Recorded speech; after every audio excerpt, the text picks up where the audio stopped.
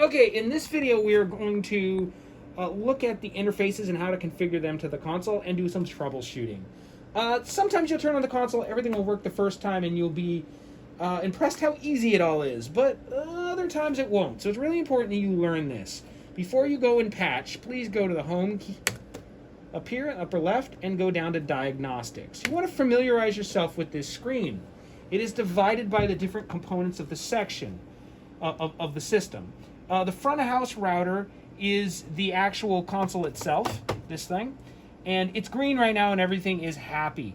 And it's connected to the stage, the kind of brain, what I call the front of house rack, the brain of the console, and it's connected by the X cable and the Y cable. And right now both X and Y are happening and they're both green. If one wasn't or both weren't happening, part of it would be red. If both of them were working, this would be red because nothing would be happening.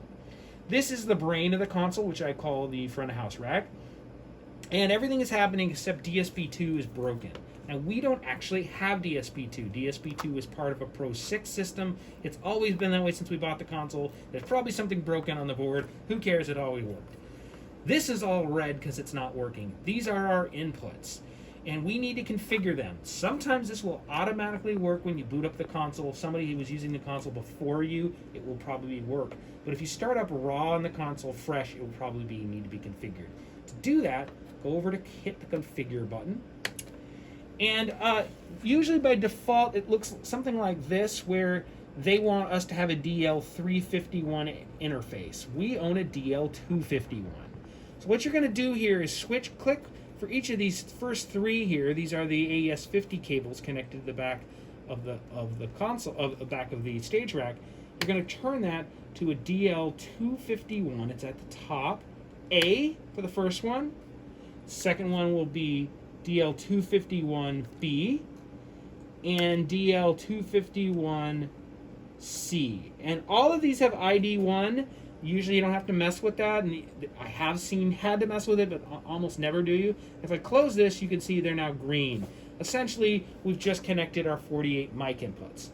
Now, to get your MADI working for mixing in the box and that sort of thing, you need to configure stage ports 4, 5, and 6. So 4, it's got a weird name. It's going to be default, way at the bottom, which is a little annoying, generic AES50. That is that silver box that I showed in the first video that does the MADI to AES conversion.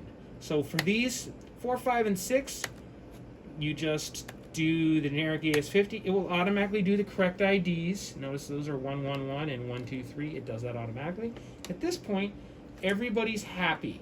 You're gonna want to know this, because this is a troubleshooting problem that does come up. But we are ready to patch now, which we'll do in another video.